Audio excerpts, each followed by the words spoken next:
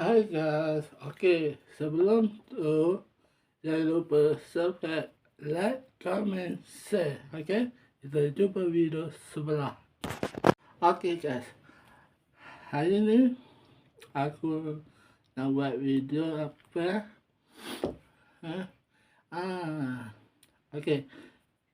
Kali ni aku tak tahu. Korang tengok je lah. Aku malam ni aku nak pergi cari makan sekejap dekat kedai balan.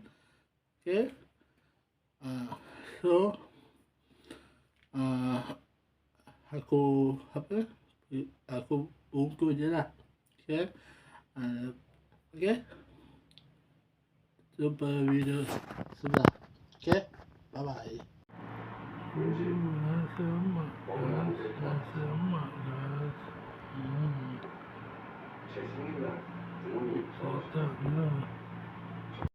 Guys, itu nasi lemak Abah Len.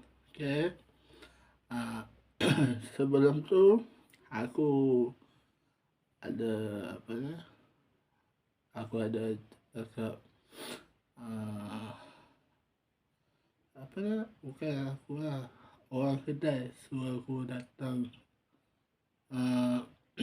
Bukan dia, aku silap lah.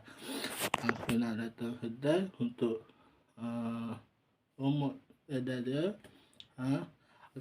Korang tengok video sebelah. Bye.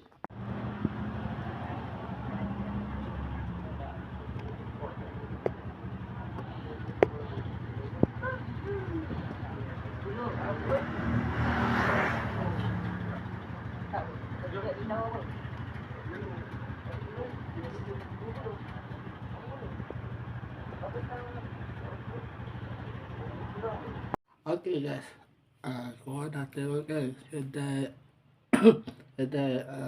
foto. Kedai tu macam-macam. Ada baju, ada macam barang-barang lain lah juga. So korang nak beli baju ke atau barang-barang keperluan korang, boleh datang kedai tu. Kedai tu berhadapan kedai Balun Hafiz, dekat River, Kampung Balun River Perak. Jangan lupa datang. Support Biden dia. Memang macam-macam barang ada. Video kali ni sampai sini saja. Jangan lupa subscribe, like, comment, share.